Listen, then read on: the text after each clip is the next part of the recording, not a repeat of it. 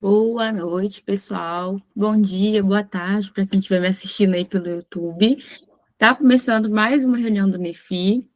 É uma reunião de história do cristianismo. Já tem 6 meses que eu vim aqui pela última vez. Estou um pouco distante do NEFI, com algumas obrigações, lidando com alguns novos desafios profissionais, mas estou voltando aos poucos. E fico muito feliz por você que está aqui hoje, assistindo ao vivo, você que está me assistindo depois. É sempre bom ter vocês aqui no NEFI. E antes de começar a nossa aula, como sempre, eu quero fazer uma oração. Senhor, eu quero te agradecer pelo NEFI, pela vida de cada um que se dispôs a escutar, o que o Senhor fez, o que a sua igreja atuou, e como que o Senhor direcionou a sua igreja ao longo da história. Te agradeço, Deus, pelos materiais que o Senhor tem dado a nós, por cada pergunta que chega, por cada curiosidade que vem do céu. Eu te peço para que o Senhor venha tomar também o controle dessa aula, que nosso coração esteja desejoso de estudar aquilo que o Senhor fez e também entender que nós somos essa igreja. Quando estudamos essa história, nós estamos estudando a nossa própria história. Em nome de Jesus, que o Senhor venha guiar todo o processo de aprendizado. Eu oro e te agradeço. Amém. Bom, gente, vou compartilhar minha tela aqui. Na nossa linha temática de história do cristianismo, a gente segue. Tá compartilhando, gente? Alguém pode responder para mim por áudio? Tá sim, dá para ver. Obrigada. A gente segue o material do Justo Gonzalez, né, História Ilustrada do Cristianismo, e ele divide toda a história do cristianismo em algumas eras, né, então a gente segue aí essa mesma sequência, às vezes juntando mais de um capítulo, quando eu vejo que dá para trabalhar mais coisas, então a gente está trabalhando dessa forma, seguindo essa linha proposta aí pelo Justo Gonzalez. O tema da aula de hoje, então, é a defesa da fé, os pais apologistas, ou tem gente que fala apologetas, né? Recapitulando aí a nossa aula de 6 meses atrás, a gente falou um pouquinho sobre a perseguição no século II. A gente falou sobre a cruz como símbolo da vida cristã, no sentido de cristãos, ao serem questionados, né, encurralados em algumas situações, acabarem tendo que entregar a sua própria vida, né, como se fosse o selo, né, do seu testamento de cristão, vamos dizer assim. Então, o pessoal até fala que isso é um batismo de sangue, né, que é o batismo dos mártires, e muitas pessoas também começam a conhecer a fé cristã, ou ainda que já conhecesse, mas acreditar mesmo que existia um Deus por trás dessas pessoas, né, quando elas se entregavam, né, quando elas não se importavam mais com a própria vida. Então, os mártires, eles têm esse símbolo para nós, que somos cristãos, né, como as pessoas que se entregaram, fizeram a maior oferta que a gente pode ter, que é entregar a própria vida por amor a Cristo e a sua causa.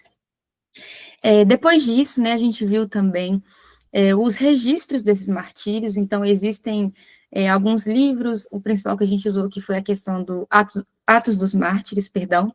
Então, como é legal, né, ler alguns relatos que causam pavor mesmo, causam, assim, muito estranhamento, porque é uma coisa muito diferente do que a gente vive hoje, né, hoje, em especial aqui no contexto brasileiro, é um contexto bem tranquilo, bem pacífico nesse sentido, né? Então, quando a gente lê, né, o que esses cristãos estavam passando, o horror, as formas com as quais eles eram brutalmente torturados, é muito chocante e, ao mesmo tempo, nos emociona também, né, de saber que Cristo é maior do que todas essas coisas e que, mesmo diante dessas situações, as pessoas estavam com os olhos fixos, né, em Deus, para onde elas iriam ir. Então, aí a teologia deles sendo posta na prática, né? Eles realmente afirmando que a esperança estava em Cristo.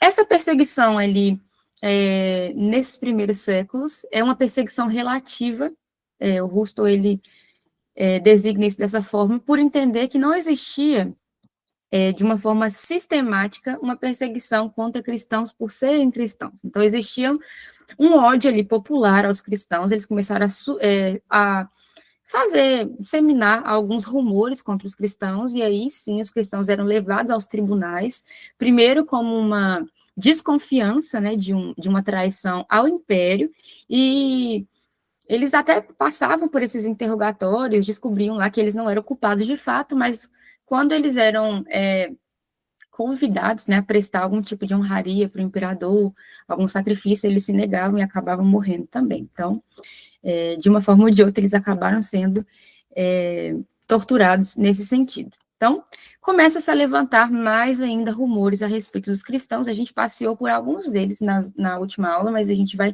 falar mais detalhadamente nesta aula. Então, com esses novos rumores que estavam surgindo, os cristãos não entendiam isso como necessariamente um ataque pessoal, mas um ataque contra a própria fé cristã, contra a própria doutrina cristã, tudo aquilo que foi deixado pelos apóstolos, aquilo que era sagrado, né, que tinha origem nas escrituras. Então, eles, de fato, não aceitavam, né, essa retaliação e começaram a pensar, né, como é que eles poderiam, então, defender essa fé, se eles deveriam agir pacificamente, mas de forma passiva também, ou eles deveriam dar uma resposta aí para o povo. Então, como que eles poderiam dissipar esses rumores, até porque o testemunho dos cristãos também dizia muito sobre a fé, né? A forma como os cristãos vivem, querendo ou não, é um reflexo para o povo de quem Deus é, de como funciona a palavra de Deus. Então, os cristãos começaram a pensar como é que eles poderiam fazer para defender isso. E aí, a gente vai chamar esses defensores de apologistas. Então, são pessoas que, de fato, sentavam, elaboraram credos, elaboraram canções, elaboraram cartas, elaboraram livros para sistematizar toda uma defesa da fé cristã. Lembrando que essa defesa ela não surge do nada, né? Ninguém vai sentar e escrever um livro falando sobre o que a gente acredita, por isso, por aquilo, não. Eles primeiro vão partir de uma acusação que fizeram contra eles e eles vão começar a argumentar em cima daquilo usando da argumentação da doutrina dos apóstolos, né? Então, todo o material de apologética, a gente vai ver que ele está respondendo a alguma crítica ou algum rumor que foi levantado sobre Deus, sobre os cristãos, algo que se levantou contra o conhecimento de Deus mesmo, né? De que os cristãos eram acusados? A gente vai dividir isso aqui em duas sessões. A primeira sessão é a respeito dos boatos populares, né, que surgiam a respeito dos cristãos. Como é que era disseminado isso? Os cristãos, eles tinham uma forma própria de viver, né? Eles tinham alguns ritos, forma de se alimentar, formas de se reunirem, formas de prestar culto, de visitar uma sinagoga, uma igreja, né? Às vezes um culto público. E os pagãos, né? Isso é, os que não eram cristãos, eles acabavam observando isso de longe. Eles não tinham tantos contatos, né? Não tinha essa coisa de perguntar o que isso significa, o que está acontecendo, não tinha. Então, eles observavam algumas práticas de longe e começaram a interpretar através dos seus próprios meios mesmo, né? Então, os cristãos, eles tinham o costume de se reunir, por exemplo, em reuniões privadas, né? Que é o que eles chamavam de festa do amor. Então, eles valorizavam essa questão da comunhão, essa questão de estar à mesa, de trazer convidados, de discipular, de trazer os novos da fé, mostrar os princípios elementares da fé cristã, e tudo isso eram feitos em reuniões privadas. Quem que poderia participar dessas reuniões privadas? Os cristãos que foram batizados. Então, se você não era um batizado, você não podia ir. Você realmente ficava ali de fora dessas reuniões mais privadas aí dos cristãos. Como não era algo que era acessível para todos, né? Até porque o culto público ele era um tanto quanto perigoso, né? Porque já surgiam muitos boatos sobre os cristãos. Então, era sábio, de fato, buscar uma forma de se associar sem passar aí por esses maus olhares, vamos dizer assim, porque acabava trazendo um risco aí de vida para os próprios cristãos. Então, eles se reuniam semanalmente aí para essas festas, né, para essas reuniões. Eles, eu coloquei aí no slide, né, a irmandade, entre aspas, porque historicamente, até hoje, pelo menos na minha igreja, a gente chama as pessoas de irmãos, né? Ô, irmão fulano, irmã fulana e tal. Então, existia aí uma irmandade entre os cristãos mesmo, que não era nada comum para a sociedade de Roma, por exemplo. Então, as pessoas começavam a olhar isso e falar, gente, que coisa esquisita, né? E se eles são irmãos, Por que eles estão se casando? Por que eles estão criando filhos? Por que eles estão tendo uma família com as próprias irmãs, né? Então começa-se a surgir um boato, assim, de que eles se reuniam nessas reuniões privadas para fazer algum tipo de orgia, eles cometiam incestos, eles se embriagavam, eles se reuniam ali para beber e se empanturrar de comida. Então, esses boatos começaram a surgir também. A respeito da Santa Ceia, né, como existe uma própria ordenança de Cristo, né, que ordena que o povo coma o pão e que o pão era o seu corpo, né? Cada vez que as pessoas se reuniam para celebrar a ceia, a gente trazia a memória de Jesus, sabendo que o vinho seria o sangue de Cristo e o pão, o corpo de Cristo. Então as pessoas começavam a perguntar, gente, como é que as pessoas estão comendo a carne de outra pessoa? E aí associavam a doutrina, né, de que Jesus nasceu num estábulo.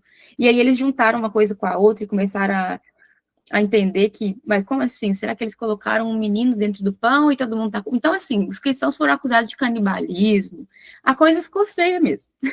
E isso era um escândalo, assim, né, para aquela sociedade. Os cristãos começaram a ser extremamente mal falados.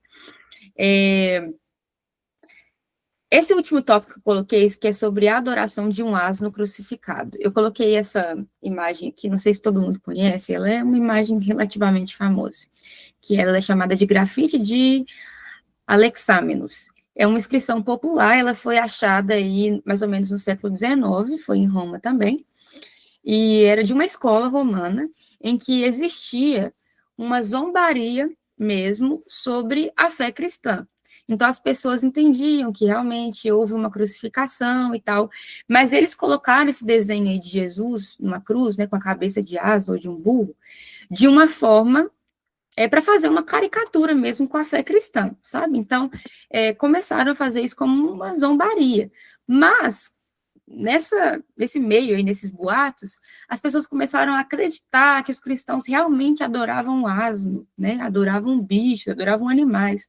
Então, assim, quanta coisa foi disseminada por meio dessas más interpretações aí, dessas associações cristãs, e começaram aí a reverberar um certo ódio contra os cristãos. Inicialmente começou aí pela própria população, que levava essas coisas para os militares, para os imperadores, e que geraram mesmo uma certa desconfiança aí, ao estilo de vida desses cristãos. A segunda sessão, a primeira, então, a gente falou sobre os boatos mais populares, né? A segunda sessão, que acredito que seja a sessão mais importante para a aula de hoje, são as críticas que eram feitas por meio da classe alta. O que estava acontecendo, então?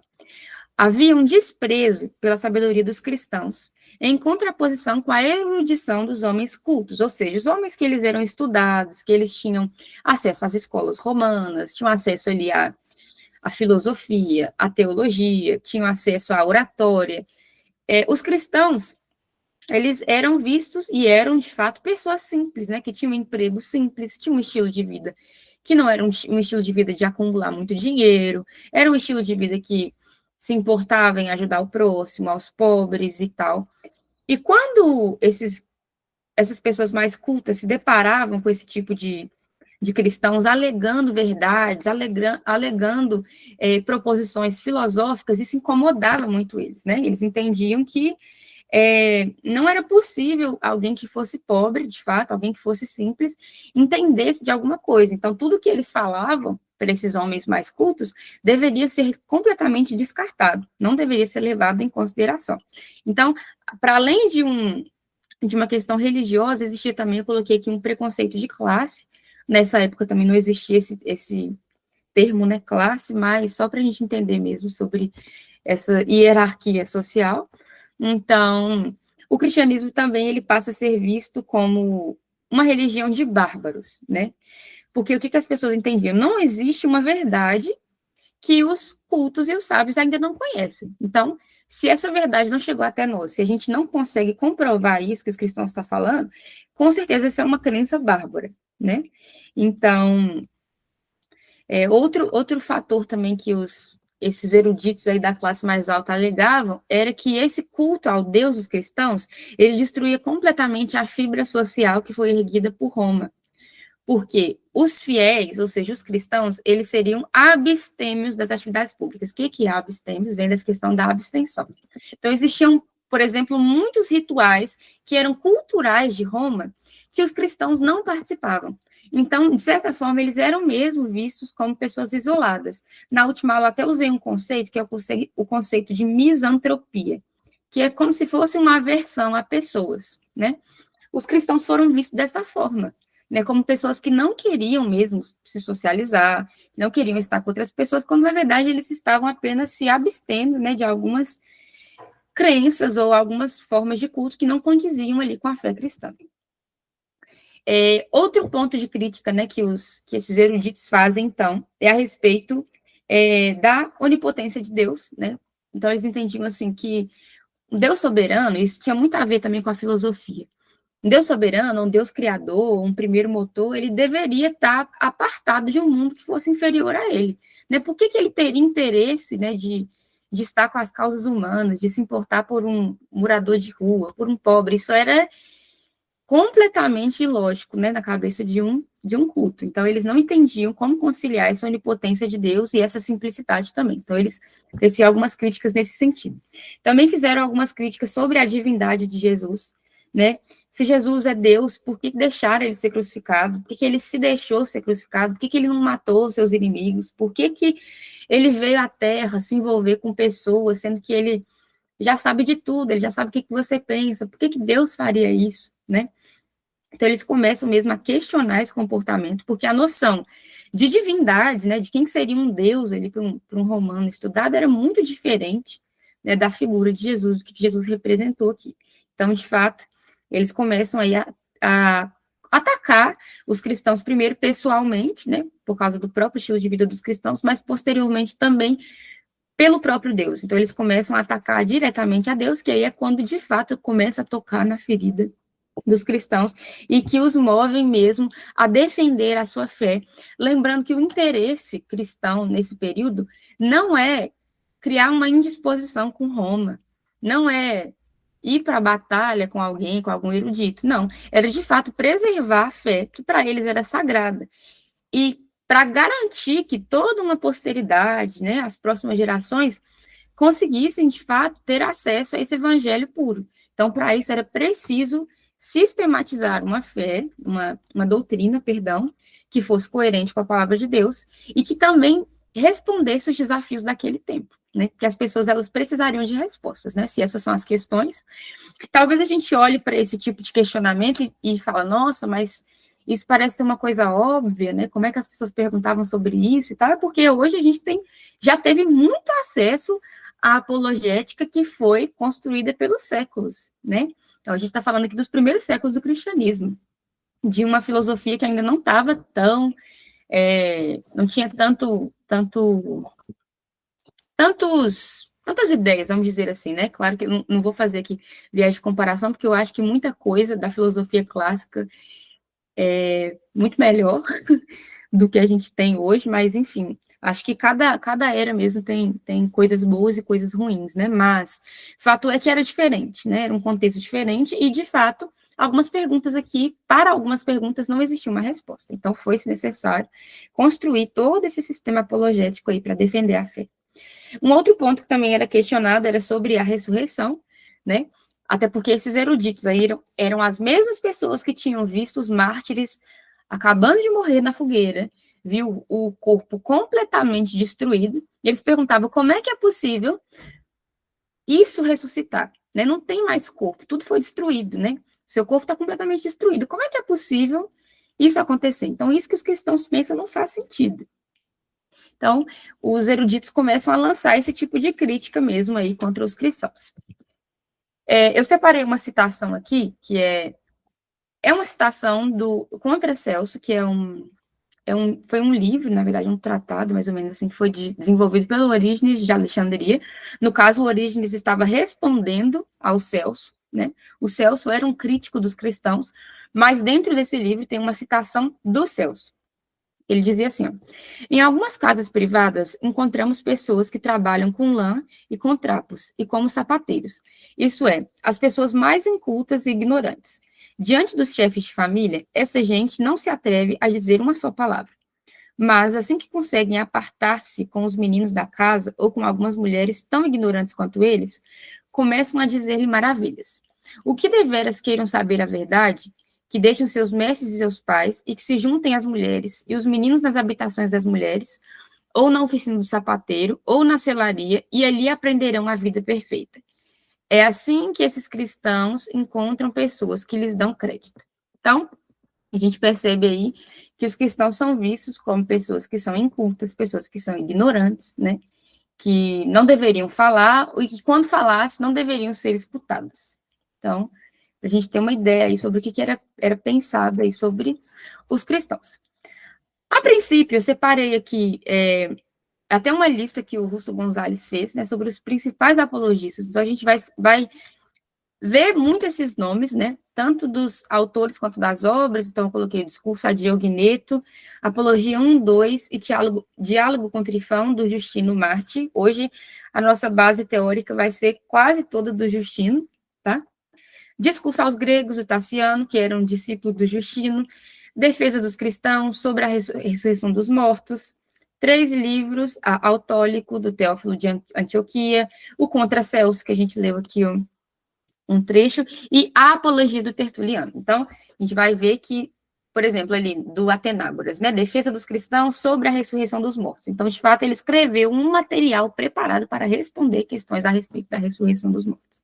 Então, isso era comum, e é uma fonte histórica, né, porque através dessas obras aí a gente consegue conhecer os boatos e críticas que tem sobre os cristãos, além de saber como que a igreja enfrentou. Então, quando surge um boato, por exemplo, de as pessoas acreditavam que os cristãos eram canibais, que eles eram misântropos, que eles eram isolados, que eles cometiam incesto. Como é que a gente sabe disso? Através dessas obras de resposta, né? O que esses cristãos estão respondendo? Um tratado contra contra a acusação de incesto. E a gente começa a perceber o que a sociedade achava dos cristãos através dessas obras apologéticas. Essa é uma representação do templo da deusa Diana, em Éfeso, para a gente ter aí uma noção, né, do simbolismo que o culto pagão tinha para essa sociedade e para as cidades. Então, a gente tinha templos literalmente no centro dos lugares, perto do comércio, perto de tudo que era necessário para a sobrevivência nas cidades. Então, prestar um culto, visitar um templo era algo que fazia parte da cultura do povo, né? Não tinha como você se distanciar dessa realidade. Então, tudo que era feito, a gente tinha que passar por esse crivo religioso, né? Por isso que esse conflito, né, dos cristãos com essa cultura é um conflito muito grande que está muito além da nossa compreensão social hoje, né? Porque, de fato, era algo arraigado ali, era, de fato, obrigatório, né? A gente prestar essas honrarias públicas, isso precisava ser público, né? Você não adorava um deus grego na sua casa, em secreto. Você não oferecia um sacrifício com a porta fechada do seu quarto, né? Tudo isso precisava ser visto, ser intermediado pelos sacerdotes, pelo imperador. Então, era uma sociedade bastante vigiada nesse sentido, né?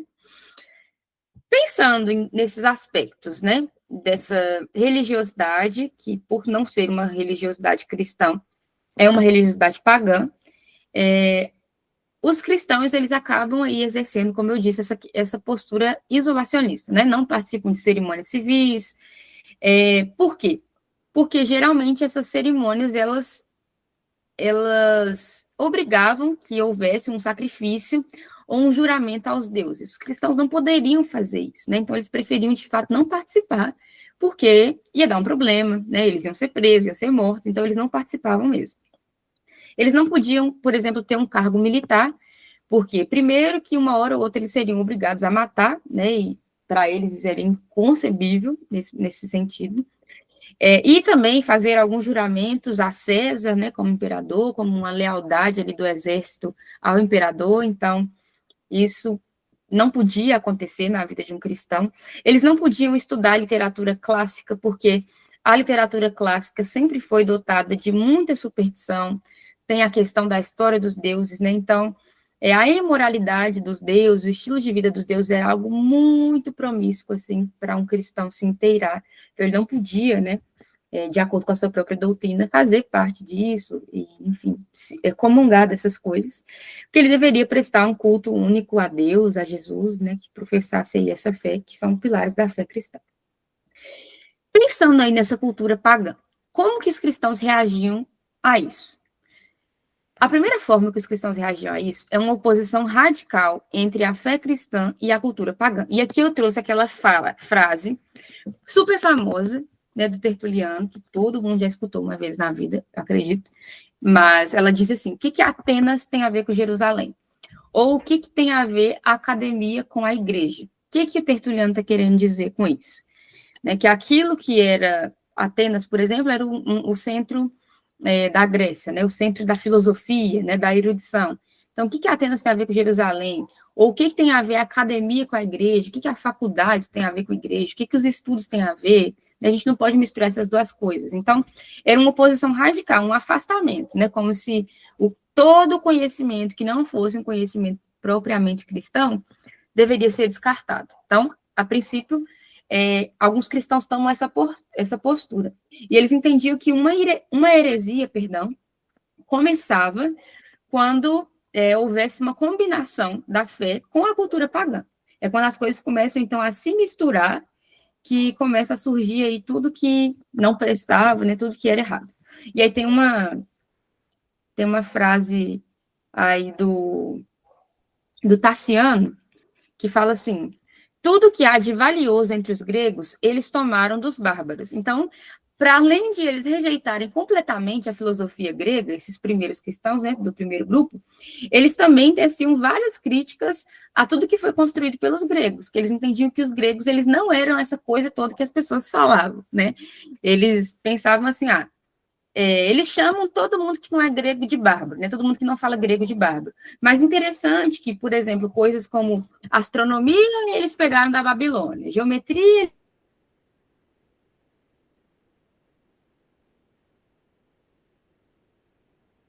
Trazer mesmo essa ideia, os gregos não eram tão originais assim, que eles não estavam aí com essa bola toda, que o pessoal deveria pensar por outros meios também.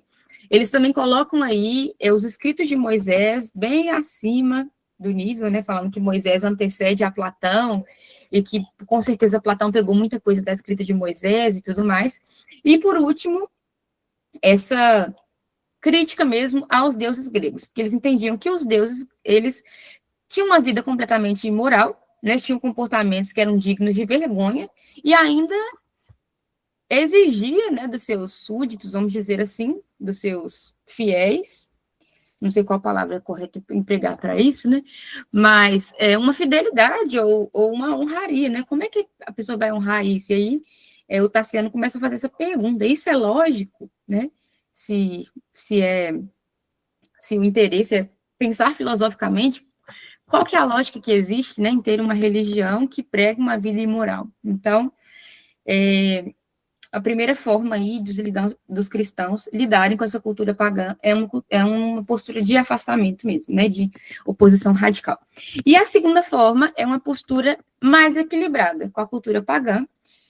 E aqui a gente vai trazer o Justino Marte, e ele tem essa frase também célebre, que é: o cristianismo é a verdadeira filosofia. Então, o Justino Marte, ele era uma pessoa que, antes de se converter, já havia estudado filosofia, né, já tinha frequentado escolas filosóficas, ele sabia a matriz do conhecimento filosófico, mas ao se deparar com a fé cristã, ele entende que só existia uma filosofia verdadeira, né? E ele não deixou, então, de ser um filósofo, ele passou a fazer filosofia cristã. Então, ele começa a utilizar, sim, algumas estruturas filosóficas, porque ele achava que isso era bom, que era algo que deveria ser bem aproveitado da cultura, né? É como se a cultura pagã ela não fosse má por um todo. Existem coisas, que os cristãos poderiam, sim, adaptar e que poderia trazer benefícios aí para a fé cristã, certo? E aí ele começa a estabelecer alguns pontos de contato entre o cristianismo e a filosofia da cultura pagã. Primeira coisa, então, o primeiro ponto de contato seria a existência de um ser supremo, né, que ele é superior aos demais, e que daria existência a outros seres. Então, a filosofia clássica já acreditava nisso, né, sobre a questão de um existir antes de todos, do primeiro motor, que daria vida a todos, e que teria abandonado essa criação. Mas, ainda assim, seria um ser supremo criador. Então, ele fala, olha, aí tem alguma coisa que é um ponto de contato. O segundo ponto de contato é a respeito de Sócrates e Platão, porque eles acreditavam na vida para além da morte física. Então, o plano natural não era o único, né? Existia algo superior, um mundo acima e tudo mais, depois da vida natural. Só que ele coloca as proposições próprias dele, né, do Justino. Então, ele entende assim, por mais que ele concordasse com Sócrates e com Platão no sentido de que existia mesmo uma vida após a morte física, o centro da esperança cristã não era exatamente a imortalidade da alma, mas a ressurreição do corpo. Então, eles acreditavam, Justino acreditava que essa vida, sim, era possível, não porque a alma é imortal por si só, mas porque os corpos seriam ressurretos pelo próprio Cristo, né? E ele desenvolve algo também que eu acho fenomenal para mim, assim, é a coisa mais preciosa que Justino já desenvolveu, que é a doutrina do Logos, né? O que isso quer dizer? Logos significa palavra ou razão. E o que é essa doutrina do Logos? Que tudo que a gente compreende, tudo que a gente entende hoje, participa de uma razão universal. Ou seja, quando você sabe que 2 mais 2 são 4, é porque existe uma ordem na mente, né? E uma ordem universal que nos assevera que 2 e 2 são 4. Né? 2 mais 2, perdão. 2 mais 2 é 4. Então, assim, não tem para onde correr, não tem como fazer algo diferente. Isso é uma razão universal, certo? E aí ele faz um paralelo com o Evangelho de João, porque o Evangelho de João começa falando, no princípio era o verbo, né? O verbo estava com Deus e o verbo era Deus. Então, aqui no Evangelho de João, está falando que em Jesus Cristo, esse logo se fez carne, porque tem também mais abaixo falando o verbo se fez carne, né? Jesus era o verbo e o verbo se fez carne. Então, ele compreende que esse logos, ou seja, essa razão universal, esse centro do conhecimento, era o próprio Cristo, e ele estava encarnado na pessoa de Jesus. O que isso quer dizer? Que Jesus é a razão fundamental do universo. Se ele é a razão fundamental do universo, e o Logos, que é proposto aqui nessa doutrina, está falando que tudo que a gente compreende passa por essa razão universal, significa que a pessoa de Jesus é a fonte de todo conhecimento verdadeiro. Ou seja, mais abaixo também no livro de João fala assim que essa era a luz dos homens, né? Jesus. Então, Jesus era entendido como a fonte do conhecimento verdadeiro, a fonte que iluminava a mente dos homens, ou seja, toda a sabedoria que alguém poderia ter, ela necessariamente tinha que vir de Cristo. Então, Cristo possibilita que as pessoas conheçam a verdade. Ele, então, seria esse Logos, né, que seria a nossa razão universal. Então, é uma doutrina muito bela, né, que eu acho fenomenal, e é também um diálogo com coisas que já estavam ali propostas naquele momento, sobre essa questão do Logos, né, que era já entendido como uma razão universal, mas, paralelo às escrituras, né, ao Evangelho de João, era entendido que para o cristianismo, né, existia, então, esse Logos encarnado na pessoa de Jesus, e que não era isolado, né, não é só uma forma de crer, porque Jesus, já fala lá em Colossenses, sustenta todas as coisas por meio da sua palavra, né, por meio do seu Logos, que significa palavra ou razão.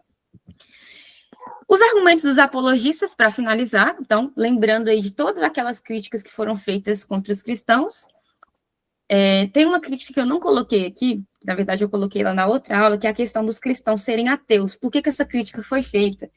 Porque quando a gente olha, por exemplo, o templo lá da deusa Diana, né, era comum que se houvessem estátuas, sacrifícios visíveis, né, pinturas relacionadas a isso. E os cristãos, eles não adoravam dessa maneira, né? Não adoravam assim com questões imagéticas. Eles faziam as suas orações, se ajoelhavam e tudo mais. Então, havia uma crítica, né, de que os cristãos adoravam um Deus que você não podia ver, né, que não tinha uma representação visual. Então, eles entendiam que, na verdade, os cristãos não tinham crença em nada. Se eles não adorassem as estátuas lá que eram feitas e que eram propagadas na cultura pagã, então quer dizer que eles eram ateus. Mas os cristãos, eles rebatem essa crítica, né, de que eles eram ateus, porque eles falavam assim que aqueles deuses que eram feitos por estátuas, eles eram feitos por mãos humanas, né? Então, como é que eu chamo de Deus aquilo que eu mesmo criei? E nessa questão ainda de eles criticarem os vícios dos deuses, né? Porque os deuses tinham uma vida imoral, uma vida de bebedeira, uma vida de traição, adultério, mau caratismo, né? Ele entende que os deuses, eles eram uma criação no sentido das estátuas, imagens imagéticas, recursos imagéticos, mas que eles também eram uma criação no sentido de que tudo aquilo que os deuses, que a história dos deuses contavam sobre coisas imorais que os deuses tinham feito, eram reflexos das próprias paixões humanas, dos apetites mais baixos da humanidade, né? E é até interessante, porque quando eu li isso que o Augusto Gonzalez escreveu, eu lembrei de um trecho do C.S. Lewis, que é do Cristianismo Puro e Simples, que ele está falando assim que não tem como você acreditar no cristianismo como né, Jesus é um cara que foi pacificador, pregou uma mensagem legal, cuidou das pessoas, Jesus é um cara legal. Jesus não pode ser isso, né? Jesus não é uma pessoa simplesmente pacífica. O discurso dele não é pacífico. Jesus não está dando um aval para que a gente cumpra as nossas próprias vontades. Na verdade, a santidade de Jesus é algo que é completamente contrário ao nosso coração, né? Então, é um Deus que ele tem virtudes que a gente custa alcançar, porque é algo poderoso demais, né? E aí, quando os apologetas fazem essa comparação com os deuses que foram criados ali pela cultura pagã, ele cita isso, né? Que todos os vícios do coração humano a gente podia identificar nesses deuses, né? Por que servi-los, então? Então, é muito interessante essa questão. E eles também falam, né? Porque, às vezes, quando era pedido sacrifícios ou proteção para os próprios deuses, os apologistas falam, como é que a gente vai dar, né? Que Deus é esse que ele precisa de proteção humana para cuidar de... será que esse Deus, ele realmente pode cuidar de nós? Se ele precisa que a gente proteja ele, né? Então, uma definição de onipotência muito diferente, né? Uma definição do caráter do Deus dos cristãos e do caráter, do mau caráter, né, dos humanos revelados nas invenções dos deuses pagãos. O segundo ponto, o segundo argumento, né, dos apologistas é a questão da ressurreição. É uma proposição mais simples, né? Porque eles não entendiam que a crítica né? Como é que um corpo ele poderia ser ressurreto, sendo que ele foi completamente destruído, né? Sei lá, ele foi queimado, ele foi esquartejado, tudo mais. Então, os apologistas eles começam a desenvolver algumas coisas sobre a ressurreição e eles partem do princípio da criação, né? Se Deus criou homem e mulher do nada, né? Perante a sua vontade, como que eu não vou crer que esses corpos eles poderiam ser reconstruídos novamente como Deus quisesse, né? Porque se ele tem uma ciência específica para criar as coisas a partir do nada, ele poderia muito bem fazer essa reconstrução novamente. Então, eles partem aí dessa vontade de Deus, né, desse princípio da vontade e da questão da criação pela vontade. Terceiro ponto é sobre o que eles criticavam, né, que os cristãos eram canibais por essa questão de comer do corpo de Cristo e tudo mais, e eles falam, eles voltam para a doutrina, né, para falar assim que a questão do homicídio, né, de matar alguém, é condenado na própria doutrina cristã, então não teria como, né, na Santa Ceia, que era o ritual principal, vou dizer assim, da doutrina cristã, acontecer um homicídio para que todo mundo se alimentasse do corpo de alguém na mesa. Então, isso era completamente incoerente com a própria doutrina. E, por último, sobre o isolacionismo cristão, que era a questão dos cristãos se afastarem aí dos vínculos sociais, os cristãos começam a responder que eles eram súditos do império, mas não do imperador ou das criaturas. Que o imperador ele deveria ser servido e não adorado. Então, os cristãos não eram contra Roma, não eram contra o governo, né? Pelo contrário, a própria palavra estimula os cristãos a orarem pelos governantes e tudo mais. Então, e eles também se entendiam como os melhores súditos, porque eles entendem que, como cristãos, eles conseguiam perceber quais seriam as necessidades do império, né, e apresentar elas diante do trono celestial, né, e trabalharem em prol disso. Então, para além de serem os súditos do império, eles também seriam os melhores súditos. Bom, agora estou caminhando para a conclusão da nossa aula. Eu acho essa matéria, né, essa questão da defesa da fé algo muito precioso, porque, como eu disse, né, a forma como a gente pensa hoje é uma construção que eu fico pensando assim, quanto tempo será, né, que esse apologista demorou para escrever esse tratado, para escrever esse livro? Quais argumentos ele pensou, ele desfez, ele refez, ele acrescentou, ele apagou tudo, fez de novo, né? Quantos dias ele ficou pensando nisso? É claro, gente, que os pais apologistas também erraram, né? A gente acha inúmeras heresias que falaram também, mas no geral a gente percebe que são pessoas que não estavam contra, né, o conhecimento de Deus, não estavam contra a propagação do evangelho. Na verdade, eles estavam tentando fundamentar a fé com base nas questões da sua época, né? A responder essas questões da sua época. Então, acabei de ler o chat que a Bianca mandou, corta para Jesus com chicote. Não sei em que momento. Então, acredito que seja isso. Eu vou abrir aqui agora para comentários, se alguém desejar fazer, ou mandar no chat, ou perguntas, porque eu geralmente falo bastante na minha aula, então eu estou evitando fazer perguntas. Ô, my friend, a gente já tava com saudade de você, né, no Nefi. Ouvir você falando com a gente novamente nossa, é muito bom, assim. Tava ouvindo você falar e imaginando, né, sobre a história da igreja, sobre os pais apologistas. E eu me lembrei que tem um livro da Fonte Editorial com a livraria Família Cristã, que é uma série, é uma coleção chamada A Patrística, e o volume 3 dessa coleção é exatamente Pais Apologistas, inclusive com a tradução do Brian Kibuka. Então, esse livrinho aqui é o volume 3. E nesse livro aqui, o Brian Kibuka, ele faz a tradução de textos de Taciano, de Atenágoras de Atenas, de Teófilo de Antioquia, Epístola a Diogneto e Apologia de Aristides.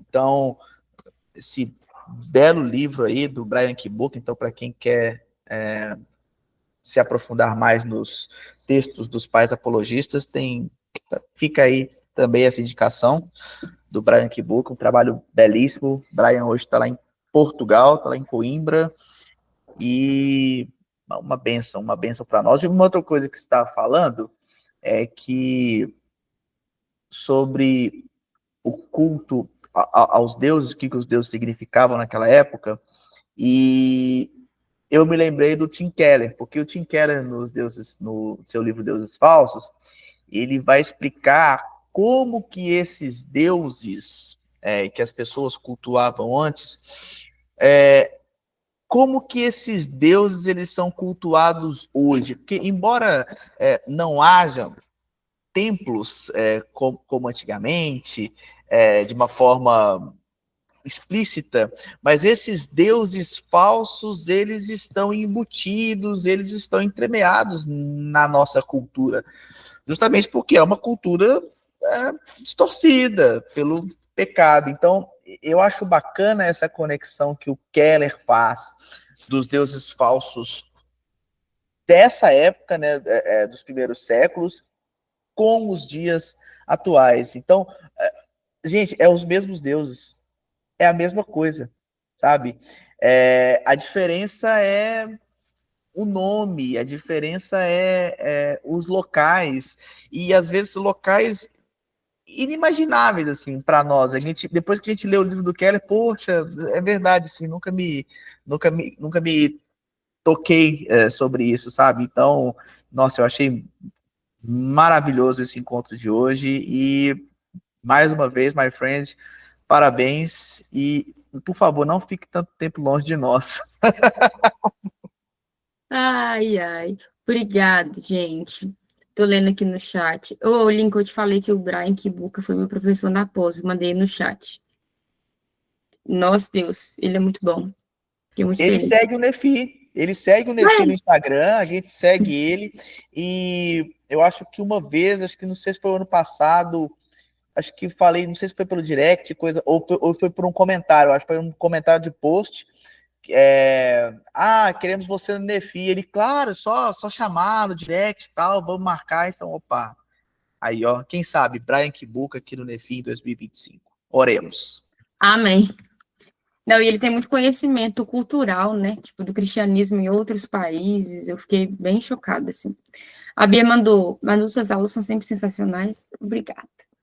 Eu não sabia que a acusação de incesto era por causa do tratamento de irmãos. Eu também não sabia, não. Eu descobri estudando também, e eu fiquei muito chocada. Sabe o que eu anotei aqui quando eu estava fazendo resumo? Quando eles começaram a colocar esses rumores, eu puxei uma setinha e coloquei assim, aqui que começou o fuxico gospel. Foi exatamente aqui. Então, assim, muita criatividade, né? E uma coisa que eu queria ressaltar, obrigada, Welson, Deus abençoe, obrigada por assistir, por participar.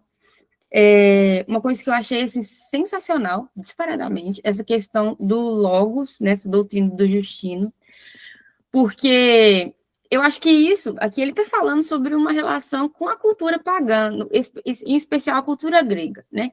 Mas eu acho que essa doutrina aqui do Justino é uma doutrina atemporal, especialmente a parte que toca que tudo que é possível conhecer, que seja um conhecimento verdadeiro, então isso deve ser colocado em negrito, né? Deve ser colocado em caps lock. O conhecimento verdadeiro, porque hoje a gente tem conhecimentos variados no mundo, né? As pessoas dão nome para o que elas quiserem, do que elas quiserem, e são capazes de montar uma sociedade baseada nos próprios conceitos. Mas quando se trata do que é verdade, né, do conhecimento verdadeiro, ele obrigatoriamente precisa passar pela mente de Cristo. Então, é Cristo que possibilita as pessoas a conhecerem alguma coisa, né? Por mais que essas pessoas ainda não saibam, o Rusto Gonzalez até fala isso, né? Talvez alguns filósofos, como por exemplo Sócrates, Platão, eles não eram cristãos, né? Eles não tinham essa questão da fé, mas eles pensavam algumas proposições que obrigatoriamente passaram por Cristo, né?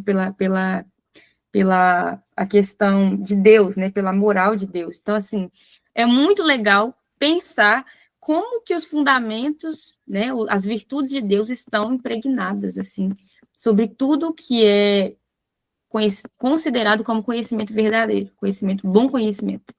Pode falar, Bia. Que aulão, meu Deus! Eu tava pensando aqui sobre a hora que você falou dos deuses gregos, né? Dos deuses greco-romanos. E essa questão de a criação deles ser a parte dos maiores desejos humanos. E é aquela coisa, é muito fácil você crer em coisas que você se identifica tanto. E eles cultuavam o desejo, né? Era tudo que eles tinham, era o desejo e a satisfação deles. Então, eles cultuavam isso e eles deram nomes para o que eles já sentiam. Então, é muito fácil ter essa identificação. E olha só como é que a publicidade é antiga, né? Desde já tem essa questão da identificação. Tá rindo aí, né? Mas é verdade. Não é à toa que Dionísio era um dos mais, né, mais simplesmente o deus da festa e da bebida. Por que não cultuavam mais o deus da lua, né? Por que tinha que ser sempre o da bebida, o da comida, o da prostituição? E é muito difícil você se identificar com o deus cristão que, que manda você renunciar. Tipo assim, é muito complicado. Então é mais fácil fazer piada sobre isso e falar e ridicularizar, porque isso confronta todo tipo de desejo humano. Só que para aqueles que já não tinham muito acesso, que eram pobres e não podiam muito participar de certas coisas, parece que para eles era mais fácil, porque era mais fácil identificar, porque justamente o Deus cristão falava sobre os oprimidos. Então, assim, é uma coisa realmente. Não existia classe na época, como você falava. Só que, assim, é uma questão da sensibilidade, né? Porque que Jesus veio realmente para confundir os sábios e veio para os loucos. Porque só os loucos iam se identificar com uma doutrina dessa, entendeu? Que vai totalmente contra a natureza humana. Mas é isso. Nossa, viajei na aula, muito boa mesmo. Obrigado pela minha participação. Obrigada pela sua participação, Bia. Seus comentários são sempre muito bons e engraçados. Eu me divirto muito. Eu espero ansiosamente por essa parte da minha aula. Gente, mas é isso. Agradeço a oportunidade, em nome de Jesus. Eu fico, assim, impressionada. Estava falando com o Marcos. Eu falei, nossa, meu bem, que coisa boa. Porque eu passei boa parte da minha tarde hoje viajando, assim, nesse conteúdo, né? E o Rusto Gonzalez, ele começa a introdução do livro falando que, assim, né? Ele fala assim que a igreja de Deus, ela começa pentecostal. Então, gente, a igreja, em sua gênese, é pentecostal, porque é ali, a partir do dia de Pentecostes, que Deus começa a guiar a igreja, né? Jesus Cristo sobe e agora quem comanda é o Espírito Santo. Então, a igreja, ela caminha nesse sentido, pentecostal nesse sentido, né? E é muito interessante como, diante de qualquer desafio que aconteceu, seja a perseguição, a gente estava estudando sobre a perseguição corporal, morte, mas esse conflito ideológico também, né? Como que Deus, ele consegue dar sabedoria para o homem entrar e sair de qualquer situação, né?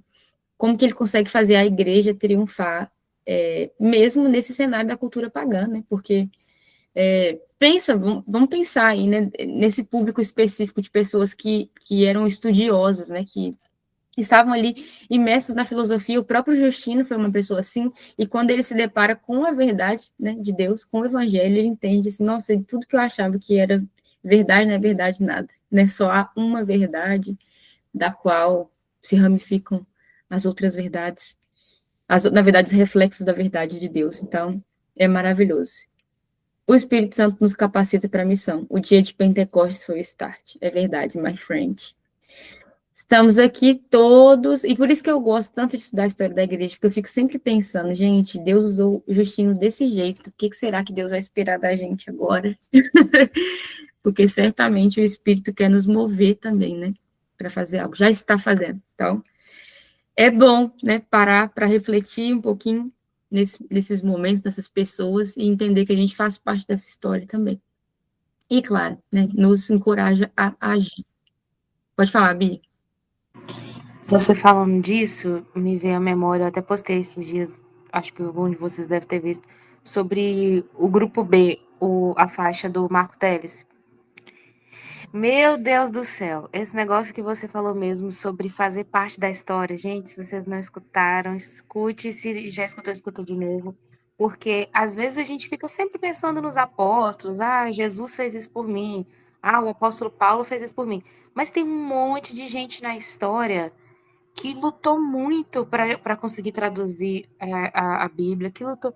E ele fala, né, que fez a Bíblia chegar na sua linguagem, no seu colo. Tipo assim, a gente está com o negócio ali tudo pronto, como você falou no início. É muito fácil a gente falar, nossa, mas isso é tão óbvio ali para o primeiro século, mas com toda a informação que a gente tem agora já na nossa mão, com um celular na mão ouvindo sobre a história da igreja. Então, nossa, eu acho muito bom, faz muito bem para todo cristão ouvir essas faixas e ter gratidão a todas as pessoas da história que fizeram a Bíblia e toda essa informação chegar na nossa mão. Agradeço a oportunidade. Tem um livro do Justo Gonzalez, que é o História do Pensamento Cristão. Ele está dividido em 3 volumes. E você vê como o pensamento cristão foi se desenvolvendo ao longo da história, é maravilhoso. A riqueza da tradição de racionalidade cristã gente, é incrível, assim, sabe? É incrível. Eu li o volume 3 desse livro do Justo Gonzalez, que é da Reforma até os dias atuais. E, caramba, é maravilhoso. Você vê o movimento da Reforma, e aí você ver o pensamento cristão continuando a se desenvolver, você vai vendo ali os irmãos morávios, você vai vendo ali o pietismo, você vai vendo o cristianismo no século XX, e, gente, o cristianismo, ele é maravilhoso. Por isso que todo cristão precisa conhecer a história da igreja, a história do cristianismo, porque é, sem dúvida, uma história riquíssima. E o melhor de tudo isso é que nós fazemos parte dessa história. Nós estamos inseridos nessa grande história. Aguardando as cenas dos próximos capítulos. Oi, gente, muito obrigada pela participação de todos vocês que ficaram até o final, quem precisou sair mais cedo também, por cada comentário, cada resposta no chat, cada atenção direcionada a esse conteúdo que é tão importante para nós como igreja, muito importante mesmo. Então, se você tem a possibilidade de ler qualquer panfleto sobre a história da igreja, não precisa ser um material caro, não, só escuta. Escuta o que os cristãos estão fazendo no mundo, o que eles fizeram, como que eles sobreviveram, sabe? Porque isso fortalece a nossa fé. Ver como as pessoas lidaram com os desafios e como Deus sustentou elas, fortalece a nossa fé, ainda mais sabendo que é o nosso povo, né? É o povo de Deus. Deus cuida de nós igualmente. Então, Deus abençoe a todos vocês. Nos siga nas redes sociais, vou dar uma de link agora. @NefiEstudos. Se inscreva no nosso canal do YouTube também, Nefi, aí você pode colocar Núcleo de Estudos Fé Inteligente, tem todas as nossas aulas lá gravadas, que a gente grava tudo. Para quem não conseguir assistir na hora, tempo real, você pode assistir depois, né? E aí, se você estiver assistindo a nossa reunião, manda lá nos comentários. Estou assistindo, gostei muito. Ou então, não gostei, mas assisti. Só para a gente ter uma noção que é muito legal quando vocês interagem, tá bom? E aí, pelo Instagram, que é a nossa rede de mais contato, se você deseja entrar no grupo de WhatsApp, nos mande um direct também que a gente coloca no nosso grupo, que lá a gente passa tudo, né? Link do Google Meet, próximas reuniões, lança umas enquetes polêmicas, te convida para o clube de leitura. E é isso, né? A gente só não come lá porque não tem como mesmo. Mas se tivesse, a gente faria. Então, Deus abençoe. Prometo que não vou ficar mais 6 meses sem vir. Mas obrigada mesmo. Espero que vocês tenham aprendido muito hoje, assim como eu. Que Deus abençoe a todos. Fiquem com Jesus.